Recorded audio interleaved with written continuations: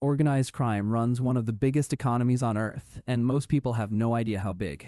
Back in 2009, the United Nations measured it at $870 billion. That's 1.5% of the entire planet's economy.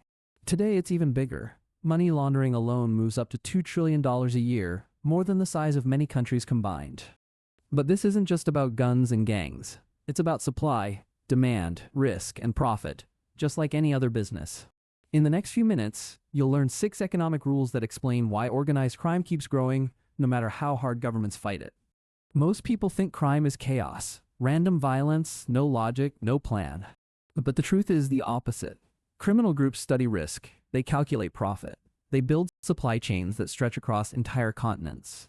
Once you understand the economics behind it, you'll never see a crime headline the same way again. It all starts with one simple idea that most people overlook completely. Whenever a government bans something people still want, badly, a black market appears to sell it anyway. Take drugs. 316 million people used them in 2023. Cocaine production hit a record 3,700 tons that same year. Because it's illegal, sellers take on huge risk, so they charge huge prices. That's why banned goods almost always cost more than legal ones. This isn't new either. In 19th century Sicily, lemon farmers were earning 60 times more profit than everyone else on the island. The government couldn't protect that wealth, so local men started selling protection instead, for a price. That protection business became the Mafia. Here's the part almost nobody talks about, and it's the key to everything else. Modern criminal groups don't look like a gang standing on a corner anymore. They look like a company.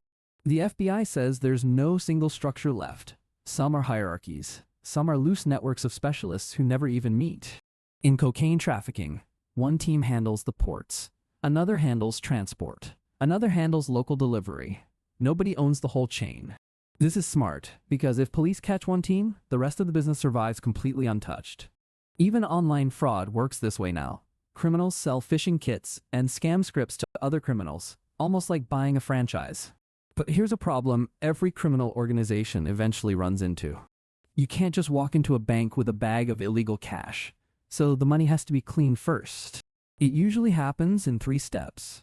Get the cash into the system, move it around to hide the trail, then bring it back out looking legal. Real estate, restaurants, car washes, hotels. One European mafia group used its profits to buy all of these across 6 different countries.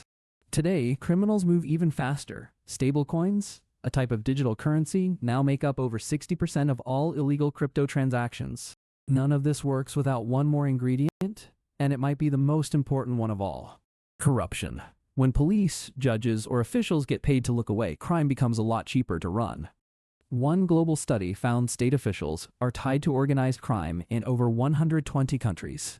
Europol put it simply: corruption is embedded in the very DNA of crime. It lowers the risk, it raises the profit, and it's exactly why some countries can't seem to break free from it. Now, you might be wondering, where does violence actually fit into all this math? Violence isn't random. It's a tool, used to enforce deals when you can't call a lawyer to sue someone over a broken drug contract. Extortion works the same way. Small shop owners in Sicily paid up to 40% of their profits in protection money. Big companies paid only around 2%. Small businesses always get hit the hardest because they can't fight back. That's also why the most violent places often see the least investment. Nobody wants to build a business where the mafia sets the tax rate.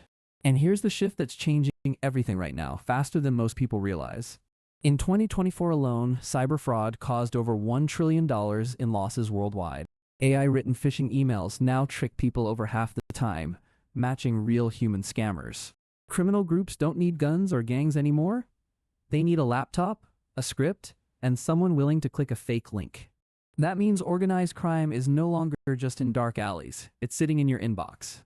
So why does organized crime keep winning, even with police, laws, and billions spent fighting it every year?